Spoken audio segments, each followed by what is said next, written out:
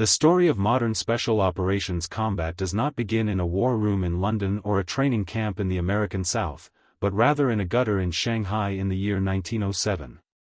It begins with a failure that should have been fatal. A young British police constable named William Ewart Fairbairn, fresh to the international settlement, was walking his beat when he was set upon by members of a local tong. He was not merely beaten. He was dragged into the shadows and stabbed more than a dozen times, left bleeding out on the cobblestones as a message to the colonial police force. By all medical logic of the era, Fairbairn should have died there in the filth of the alleyway. Instead, he survived, and during his long, agonizing recovery in the hospital, he stared at a sign on a nearby building that advertised the services of Professor Okada, a master of jiu-jitsu and bone setting. In that hospital bed, staring at his bandaged limbs, Fairbairn made a vow that would eventually alter the course of World War II. He decided that he would never be the victim again. He would learn to deliver violence more effectively than any man alive, and he would turn the art of close-quarters killing into a science. This pivotal moment of trauma birthed a philosophy of combat that would eventually manifest in a piece of blackened steel known as the Fairbairn-Sykes fighting knife, a weapon designed not for defense, but for the silent, terrifying elimination of sentries in the dark. To understand the weapon, one must first understand the crucible that forged its creators. Shanghai in the 1920s and 1930s was widely regarded as the most dangerous city on the planet, a chaotic intersection of colonial ambition and desperate poverty. The city was a geopolitical anomaly, where the French concession and the international settlement existed as fragile islands of Western order surrounded by a sea of lawlessness. Historian Frederick Wakeman later documented the sheer scale of the criminality that Fairbairn faced daily. The city was home to approximately 100,000 gangsters, representing roughly 3% of the entire population. The notorious Green Gang, a criminal syndicate of immense power, controlled the narcotics trade and generated an estimated $6 million monthly in payoffs, a staggering sum for the era. Kidnapping was an industry, assassination was a transaction, and the police were often too terrified or too corrupt to intervene. Bodies washed up in the Huangpu River with such predictable regularity that they became part of the landscape, ignored by a populace desensitized to death. Into this maelstrom stepped Fairbairn and his eventual partner, Eric Anthony Sykes. Sykes had arrived in 1907 as well, ostensibly as a businessman representing Remington and Colt firearms, but his skills as a marksman and hunter drew him into the orbit of the Shanghai Municipal Police, where he eventually joined as a volunteer officer. The partnership between Fairbairn and Sykes was unique in military history because it was predicated entirely on empirical evidence gathered in the streets. They were not theorists writing manuals in the safety of a barracks, they were participants in a decades-long urban war. Fairbairn's body became a map of his experiences, his arms, legs, torso, and palms covered in a web of scar tissue from hundreds of knife fights. Police records and Fairbairn's own accounts suggest he was involved in nearly 600 violent encounters during his 33-year tenure. To survive, he synthesized every martial art available to him. He became the first Westerner to earn a second-degree black belt from the Kodokan in Tokyo, studying under Jigoro Kano's disciples. He learned Chinese boxing, wrestling, and the French art of savate. However, Fairbairn was ruthless in his curation. If a technique looked impressive in the dojo but failed in a muddy alleyway against 3 attackers, he discarded it. By 1919, working closely with Sykes, who brought a hunter's patience and precision to the partnership, they had developed a system they called Defendu. Published in 1926, the system was shocking to the sensibilities of the era. It rejected the notion of fair play entirely. The philosophy was simple: get tough, get down in the gutter, and win at all costs. There were no rules, only the binary outcome of kill or be killed.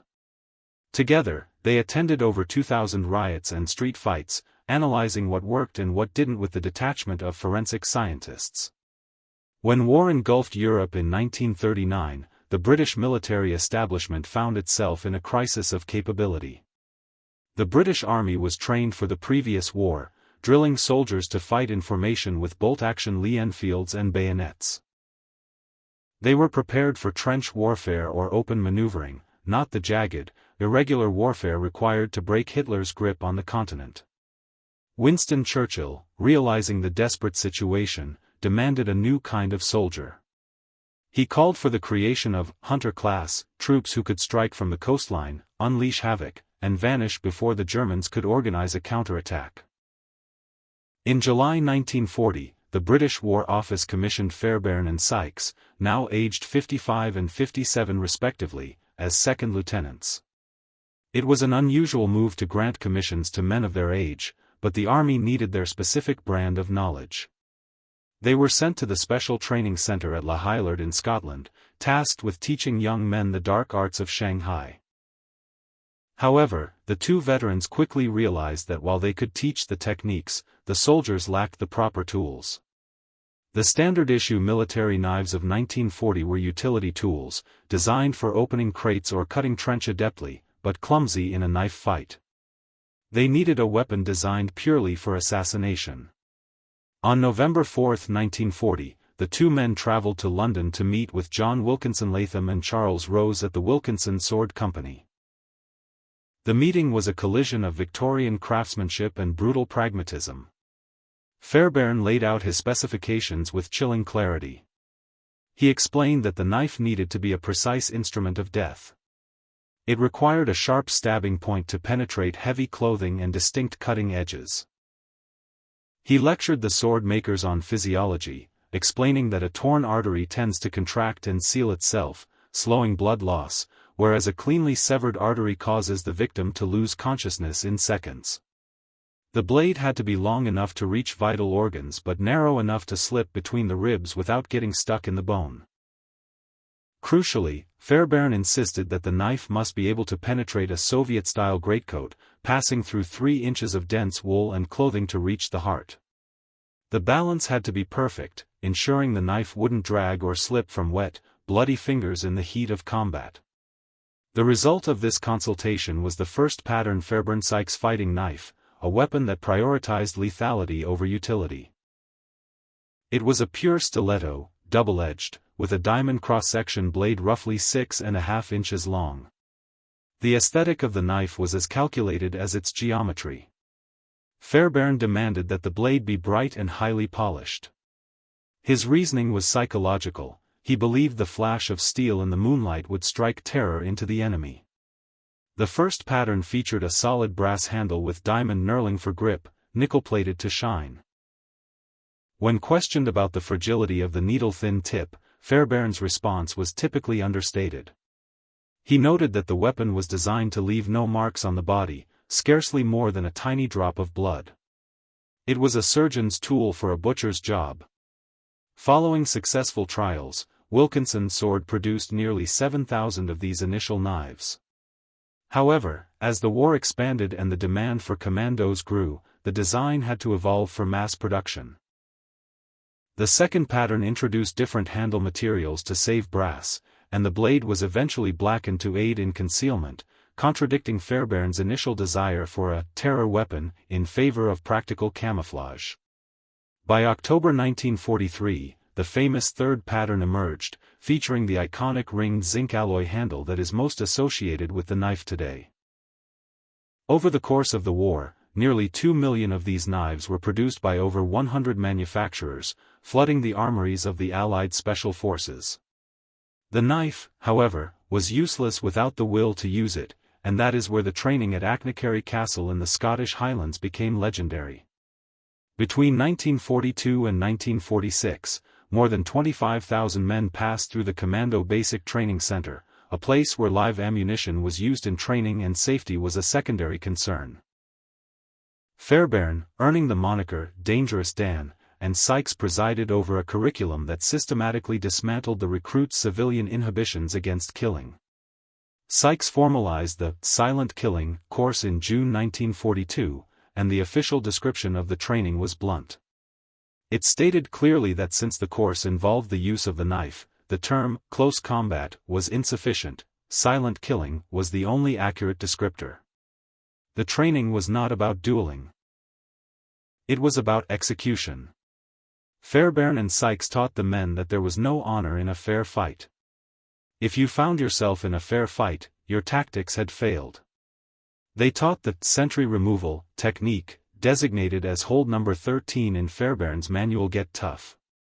This involved approaching a target from behind, smashing the forearm into the throat to silence any scream, punching the kidneys to induce shock, and then delivering the knife stroke. To condition the men to the reality of taking a life, Fairbairn utilized a timid of death chart, a gruesome piece of pedagogy that listed specific anatomical targets and the time required for incapacitation and death. A strike to the subclavian artery promised unconsciousness in 2 seconds and death in 3.5. The carotid artery offered a 5-second window to unconsciousness. The brachial artery was slower, taking 14 seconds to drop a man. A direct strike to the heart was the gold standard, offering instantaneous unconsciousness. While modern medical science suggests these times were optimistic and dependent on many variables, their purpose was psychological. They gave the Commandos a sense of scientific certainty in the chaos of combat. They turned the act of killing into a calculated procedure rather than a frantic struggle. This conditioning was reinforced in the House of Horrors, a training structure filled with pop-up targets, uneven floors, and total darkness. Agents from the Special Operations Executive, SOE, and the American OSS were forced to navigate this nightmare, shooting and stabbing targets on instinct, learning to suppress the hesitation that causes soldiers to die. The transition from the training grounds of Scotland to the battlefields of occupied Europe revealed the grim utility of the Fairbairn-Sykes knife. Documented knife kills in World War II are rare, not because they didn't happen, but because the men who performed them rarely spoke of it. Shooting an enemy at 100 yards is a different psychological burden than feeling the resistance of a blade against bone and muscle. However, accounts do exist. One British Commando veteran described clearing a house and kicking open a door to find a German officer standing there. He recalled whipping his knife out and stabbing the man without a conscious thought, a testament to the repetitive conditioning of Fairbairn's training. Yet, the humanity lingered. The veteran recalled being unable to pull the knife back out, repulsed by the intimacy of the violence. Other figures, like the eccentric Jack Churchill, known as Mad Jack, carried the spirit of the Commandos to the extreme. While he preferred a Scottish broadsword and a longbow, he utilized the silence and stealth inherent in knife tactics to capture 42 German prisoners single-handedly at Salerno in 1943. The efficacy of the Commandos and their silent weapons had a profound strategic impact on the German military. The most significant turning point came on the night of October 3, 1942, during Operation Basalt. A small team landed on the island of Sark in the Channel Islands. During the raid, Anders Lassen, a Danish commando who would become a legend in the Special Forces community, silently dispatched a German sentry with his fighting knife. The raid was chaotic, and during the extraction, several bound German prisoners were killed while attempting to escape or raise the alarm. When the report reached Berlin, Adolf Hitler was apoplectic. The silent, invisible nature of the attacks terrified the German High Command. In response, Hitler issued the infamous Commando Order on October 18, 1942. This directive ordered that all Allied commandos, whether in uniform or not, were to be slaughtered to the last man without trial. It was a war crime that violated the Geneva Convention, but it was also a perverse admission of respect. The Germans were so unnerved by the British gangster methods, as they called them in their own counter-training manuals, that they were willing to abandon the laws of war to stop them. Following the raids, thousands of additional German troops were diverted to guard coastal fortifications, and mines were laid in vast numbers, all to guard against men with blackened faces and silent knives. Despite its legendary status, the Fairbairn-Sykes knife was not a perfect weapon. In the harsh reality of the field, its specialization became a liability. American troops, particularly Marines, often preferred the K-bar, a heavy, wide-bladed knife that could be used to dig holes, open crates, and hammer tent pegs as well as fight. A veteran with experience in three armies later criticized the FS knife, noting that the needle-like tip was prone to snapping off if it hit a bone, rendering the weapon useless for stabbing.